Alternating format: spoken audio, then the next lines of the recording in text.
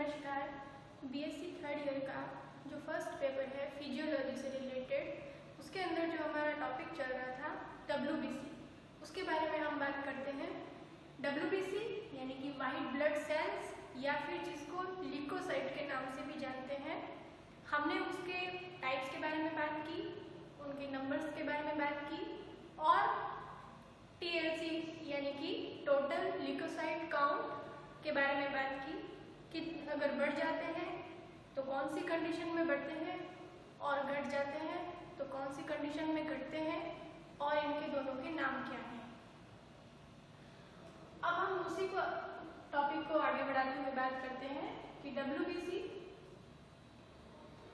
दो टाइप्स की है बेसिकली, ग्रैन्युलोसाइट यानी कि कणिकीय, एग्रैन्युलोसाइट यानी कि अकणिकीय। कणिकीय, इसके अंदर ग्रैन्यूल्स प्रेजेंट होते हैं उनके साइटोप्लाज्म के अंदर, इसीलिए इनको ग्रैन्युलोसाइट यानी कि कणिकीय डब्ल्यूबीसी के नाम से जानते हैं। और एग्रैन्युलोसाइट यानी कि जिनके अंदर ग्रैन्यूल्स देखने को नहीं मिलते हैं उनको हम कहेंगे अकणिकीय डब्ल्यूबीसी। हमने अभी तक का जो हमारा प्रीवियस लेक्चर था उसके अंदर ग्रैन्युलोसाइट यानी कि कणिकीय डब्ल्यूबीसी के बारे में बात की थी कि ये तीन प्रकार की होती है, इओसिनोफिल्स, बेसोफिल्स एंड न्यूट्रोफिल्स। इन सेल्स के बारे में हमने बात की और इनके नंबर्स के बारे में हमने बात की। आज हम बात करते हैं एग्रैन्युलोसाइट के बारे में। एग्रैन्युलोसाइट बेसिकली दो टाइप की होती है, मोनोसाइट एंड लिम्फोसाइट। मोनोसाइट ये एक फैगोसाइटिक टाइप की सेल है। फैगोसाइटिक सेल जो कि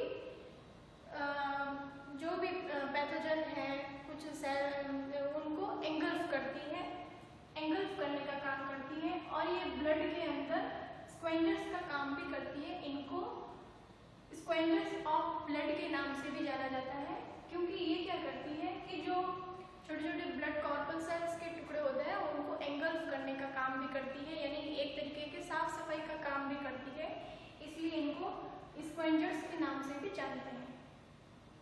अब इनके अंदर इसकी विशेषता है कि इनकी ये जो मोनोसाइट सेल है इसका जो न्यूक्लियस है वो किडनी या फिर बीन शेप का होता है, यानी कि वृक्क के आकार का होता है, किडनी के आकार का देखा जाता है।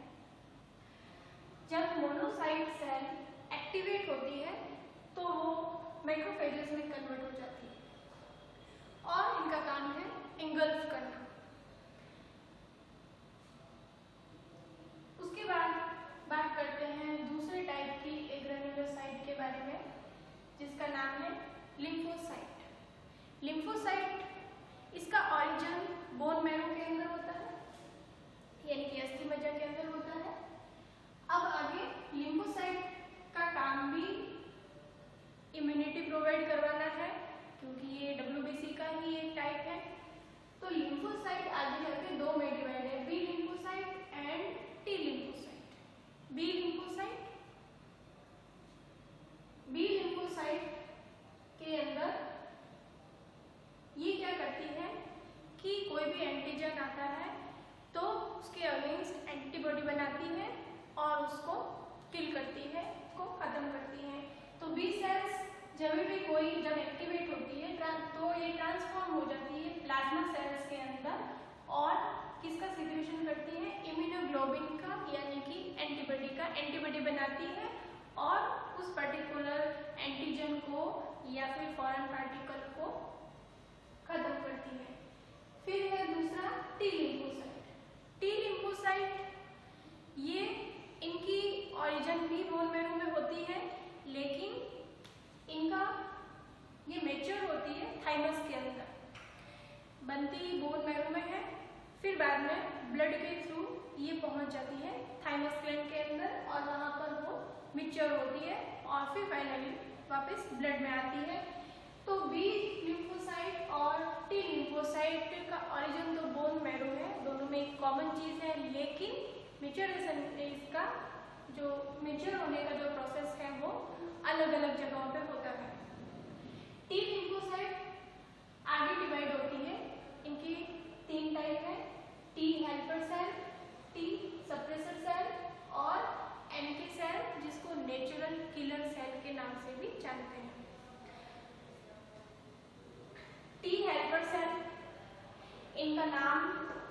ये शो करता है कि ये हेल्प करने का काम करती है। किसको हेल्प करेगी? बी सेल को हेल्प करेगी। तो ये हेल्प करती है बी सेल को प्रोड्यूस करने के लिए एंटीबॉडी। तो एक टाइप का ये सेल मीडिएटेड रिस्पॉन्स जनरेट करती है, इम्यूनिटी प्रोवाइड करती है। और बी लिम्फोसाइट जो है वो ह्यूमरल रिस्पॉन्स जनरेट करती है।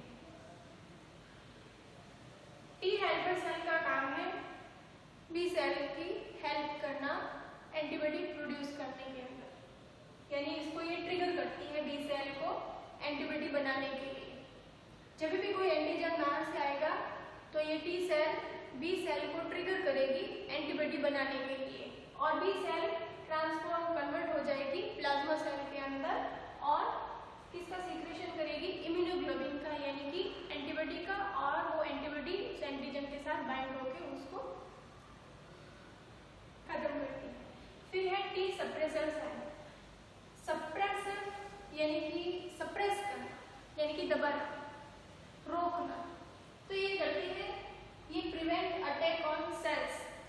ये इसका काम है सप्रेस करने का सेल को, दूसरी सेल को, कि अब तुम अपनी एक्टिविटी को रोक दो। ये सप्रेस करती है बी सेल को, और टी हेल्पर सेल को सप्रेस करने का काम करती है, उनकी एक्टिविटी को रोकने का काम करती है। उसके बाद है नेचुरल किलर सेल यानी एंटी सेल्स।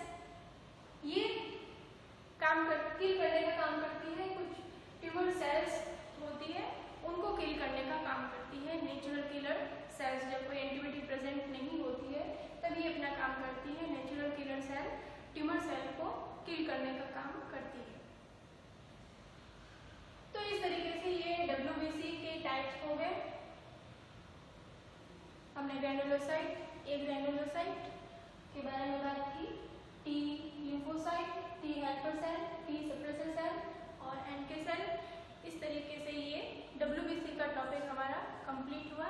नेक्स्ट टॉपिक के बारे में हम नेक्स्ट लेक्चर में बात करेंगे। धन्यवाद।